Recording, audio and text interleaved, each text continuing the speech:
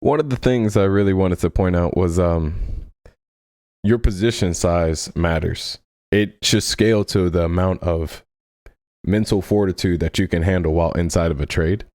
And today was a lesson that I still haven't consolidated at my level for around 40K. And I went in way too much on a non-ideal trade, and then mistakes stack up. So watch the video and you'll probably understand what I mean. Eat, sleep, stocks, repeat. All right.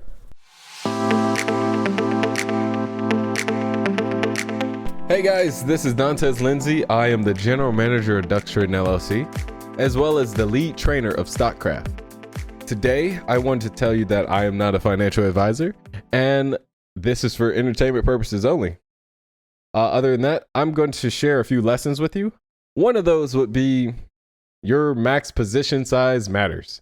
And when you go into a stock, you want to have a position size that's tailored to the quality of the pattern that you're trading, as well as the current setup. And a third factor to consider is your mental fortitude while trading that size of an account. I haven't properly consolidated at the level I use today, and I wanted to give you a few visuals of what that looks like when you're not in the right area of your comfort level. And I'm going to share 3, maybe 4 1-minute videos from my stream that I have Monday through Friday in Trading Pomodoro. And you're going to get a good gauge of how I know what I'm talking about when it comes to stocks, but there's still an execution error that happens if you're not completely disciplined and keep a consistent ritual. And other than that, there's other little lessons in here in terms of like risk management, as well as other stuff involving like being patient versus finding the right time and overall bigger picture and when to focus on details. But without further ado, let's get into the video. All right, so we're here in the recording from the stream, and I'm just going to skip to the 5 places that it mentions some type of analysis on BKKT. So if anything, I kind of want to buy this. Mostly because I don't see it going down anytime soon. All right, let's skip to 16. This goes up to like 45 because that was my thing. Let's go to. No, we'll just use this one. Yeah, so like when it went up to 45 in the pre-market, I thought about last time it went to 55 in the pre-market. So here, there's a lot of volume from the previous day. You know, people are happy. They go into it, and then it pulled back like, $15. But here, you can see it's a lot weaker. So it only went up to 45, then pulled back. Now, if you look at how it opened when it went to the 55, it had that little double top. We didn't get that on the one today. It didn't even push a second time. And so if you don't have any like double layer, like especially when it comes to pre-market, because the volume's a lot thinner, you don't have any odds or like key points that everyone's going to recognize and then like, get attracted to it. And so again, it doesn't have high odds. And if it doesn't have high odds, you probably shouldn't be trading it. What was I saying? Yeah, so that was me pretty much saying that, hey, it's not a high odd day. If anything, I'd go long on this because I think people are going to get short squeezed. And it has to have a very specific price action before you'd actually even want to risk any type of short. Let's go to the next one. It's at 21. Let me turn the multiplier down. Okay, see, now this is actually something that we like. Since it went down to like 35, then came back up to 43. This is actually the price action I was just talking about. I want that like 45 area, and I don't think it has enough strength to go here. So this might be an actual short real soon. But it's not a well, it's still like overextended because it's a multi-day runner pretty much. And so at this point, I recognize that it's starting to become worth a short, but also recognize that it's not ideal because the volume's not enough to where people are trapped and like it shows the stuff that the shorts are looking for, as well as there's nothing very specific that the longs are looking for. So there's legit just nothing attracting about this at this point. And so the only edge is actually at the end of the day or like on the back end. And at at this time, I'm too busy worried about the stream as well as like a few other things. And I just don't have enough discipline at this moment to fully see that at the moment, but I'm starting to gradually see it throughout the stream. And I didn't take a trade up to this point. Well, you'll see it. Open here. Yeah, it's a multi-day runner, and it's already on its third day, and then it's already up 300%. Yeah, this would be a good time to short, but I don't know if it's like right away. Where's my trade zero? So good thing I'm over PDT now, so I can get in and out when I want. Now, I said something about PDT. PDT is good for people that have been used to it for a while. Me, the past 6 months, I've been on under PDT. So I've had the pressure to go in once and come out once. And so like, that's a good thing. But now that I realize I have so much freedom, I get back into this scalping mindset that I had before, where I go in like 400, 600 times in the single trade. And yeah, I'm trying my best not to fall into that habit. And so I play these little mini games where I not only try to go for a profit, but also try to hold it for a specific amount of time. And that's pretty dangerous. And so that goes back to like having a decent focus, as well as having experience with how much you can mentally handle in terms of emotional stability with a specific amount of position size matters. But let's continue. Okay, just want to read it. So if I go in right now, how much did I borrow? I think I borrowed like 400. So that should be like 10K or something. Yeah, that's good. That's like a 1 to 2 risk reward. So if it goes to 45, I'll put in, yeah, I got 400. I'll put in 100. I'll see how it does. And if I see something like a little higher, like something closer to like 47 to like 50 area, then I'll put in the rest, and I'll risk like a few dollars. Oh snap, it's looking pretty weak right now. Yeah, I'll wait for another push. I'll let the what do you call that? The early people like shake themselves out. If it drops now, like I'm okay only wasting like, I forgot how much I borrowed for this. It was like $30, $40 or something.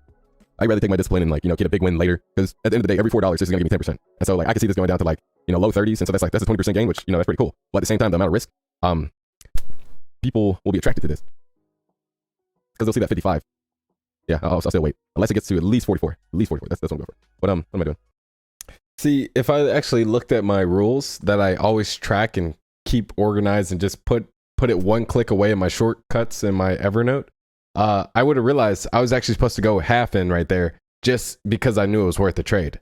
As well as at the end, I said, hey, I wanted to at least go to 44. I was giving myself an out because I knew that there was a certain amount of FOMO in fear that I knew that the risk of it squeezing was very high. And I said, hey, let me do something that like, it has to do the minimum this amount of extension before I risk a single penny. Because I also recognize that I have been putting in big size recently, and it's hard for me to beat my ego down to actually do a 1-to-1 position size based off of like risk reward, where now it's hard for me to do anything under like 1 to 2 or 1 to 3, which is like, 300K, 200K. I said 200K. I mean 20K to 40K. And what I'm actually supposed to be trading at right now is like 6K. And so ego. All right, here's the last video. And then I'll get into like, what do the trades look like in terms of where my discipline started to fade, how much I went in, and how I was actually wrong about the how much that 400 trades was worth, or the 400 shares was worth. If the people that shorted like early, what's the chances that they'll be short squeezed? Because like there wasn't a lot of volume in the beginning, and so we're at 12 now. But when we opened up, it was closer to like 3. If I remember right. It was actually like 6. Pretty sure. All right. Take a screenshot. Whoa. That's not right. What is this? Yeah, low float. Not really low float. Small float. Large cap. But that's according to Friday. That doesn't make sense. Oh, it's probably because I took it before the open. I took another one. Here we go. I'll pause right here because ironically, I was just talking about this. Like, where's the most ideal places to take profits and like enter a trade, and how you want to, weigh all the factors in your hand. If you think it's not worth your max trade, or even like taking that trade, anything that makes you feel that, hey, this isn't the time, just come back later after the people get squeezed. And then you aim for that ideal moment and you track that ideal moment. And then that's going to save you a lot more in the long run, because it's the long-term strategy. and most of the work is in preparation. But this has like 10 more seconds, and then I'll show you the trades. Sure. Yeah, no FOMO. Yeah, so enough of that. I even told myself no FOMO. Like, that was me not talking to the screen. That was me talking to myself. Because like my body was filled with emotions, but my mind is on a different topic. So pretty much focus is a really big thing in the stock market. If you go into the stock market treating it like it's a business, an individual hedge fund, you're going to be like, hey, I'm here to make money. I'm here to be disciplined. Attendance is mandatory. There's so many things that are mandatory in a job, and that's what this is. It's a job. And when I entered this trade, as well as DWAC, it was because I was just, for lack of purposes or like any other way to say it, I was bored. And I knew that I wanted to watch this stock the rest of the day. And instead of taking like a small position, I wanted to have a little fun. And the way I have a little fun is I have to be a little risky. And so I put in 20K positions. Actually, I think it was like 15K, and like the other one was like closer to 20K. And what happened is, even though I talked about it during the stream, this is not a dip buy. You know what I did? I dip bought it just so I can like see if there was some type of, 5%, 10% I can get, and just get that dopamine that I remembered from my, early trading. Same thing up here. I recognize this was on SSR, and same thing with DWAC. I'm just like, I just want a little bit to get my borrow fee back, even though it was like a tiny bit. I just want anything to put me over that clear 30,000 equity, because I was at 29.6 or something. Only needed $400. And you know what? When I went in at $40, after it came all the way back from 44 down to like 36, and then came all the way back to 40, I went in at 40, and I was up $2,000. I could have cut it right there. But instead, I was playing a different game. I was playing a mini game. That game said, the rules were created by me. I said, I'm going to hold this for at least an hour, because I wanted to make sure I kept my discipline in terms of realizing that the trade is bigger picture. It isn't just the morning. It isn't just like, morning mixed with midday. It's the entire trading day. And so I said, hey, you're going to hold this for at least an hour if you're going to play this dangerous game that you're playing. And so that's what I did. I held it for an hour. And you can see I went in at 40. I was up like 2K at that point. It went all the way back and then broke my entry level. And then you can see, based off the certain price action, that it's about to break out. And so without hesitation, I take that loss. And that's only like a $700 or $700 loss. And when I took that loss, an hour went by on the other trade. And so I took that loss too. Both of them put together, it was like $1,100, like $1,100 to like $1,300, something like that. Pretty low, pretty manageable, around my max loss on a normal 1-to-1 trade. And I'm okay with that. I took a nap, came back, ate a little bit. My defenses are down. I know I messed up. I know I went against my discipline and my rules, and my focus was off. I was supposed to refresh, go work out, go stretch, do some other stuff. My other routine, normal stuff, things that I didn't do on this Halloween weekend. I came back. I was ready to make a video to help out the students and stuff. I'm like, okay, what kind of content do I want to look at? I looked at what I did today. I remembered the emotions, everything I felt this morning. Next thing I know, there's 800 quantity up here. My training wheels are off. When I press the button, it doesn't come up for confirmation, yes or no. It just automatically executes. I see this big candle. I recognize that, hey, that squeeze I was talking about, it happened when I was asleep. It didn't consolidate as long as I thought it would. So I couldn't come in and like get the back end. But I knew that there was still like some like leftover reward here. And I'm like, that could even extend into the next day. But instead of like just going straight in, like soon as I woke up, like, 45 to like 47 area, I just watched it. I even wrote on my little whiteboard. I'm like, hey, you already made your mistakes. No more trading for you today. Take your small loss. Take the lessons you gained from this today into the next trade. Instead, what happened is I was getting ready for a video. I'm going to show you like exactly the little spaces where I trade. I opened up this screen, and before I even noticed, or before I even realized, I was really zoomed in on this candle right here. All right, I'm trying to like recreate the incident. Maybe it was like in a bigger candle, but pretty much I was so zoomed in on this one candle. When I saw the big red candle go down, some FOMO like deep inside of me just came up, and I just went all in, like all 800. And like, that's twice what I went in the first time. And so when I did that, I didn't have that hour rule that I was talking about before. I was just like, okay, I got this legit bottom tick, and now I'm underwater by like $2. And so that's only like 5%, but it's 5% of like 40K. And so like, that's enough. That's $2,000. That's twice as much as like it took me an hour to lose before. Now I'm losing it in 5 minutes. And so I'm just like, okay, it's probably going to come back. I'm like, I'm not going to be that dude. This is a noob mistake. I know better than this. I should take my losses quickly. I should get out of here. I even thought about, this is actually still a downtrending stock. I could just hold this and like, let it run. I can get out of here. It goes up, goes up again. And then it goes up to like $2, and I'm at like 39.8 or something. And so I'm at that max $2 loss, and I'm like, man, I still have stuff to do. I don't know if I can like hold this the whole day. And the only problem is I'm watching it. And so the whole time is mesmerizing me. My FOMO is just getting worse and worse. And I'm just like, I need to have discipline and learn how to take a loss, because I already know how to win. I just have to learn how to keep my profits. And so I take the loss, and then as soon as I do, it goes down just like I thought. And I'm like, this isn't the first time I've done this. I was like, I know the bigger picture. I just forgot to zoom out. I forgot to like stay on my bigger timelines.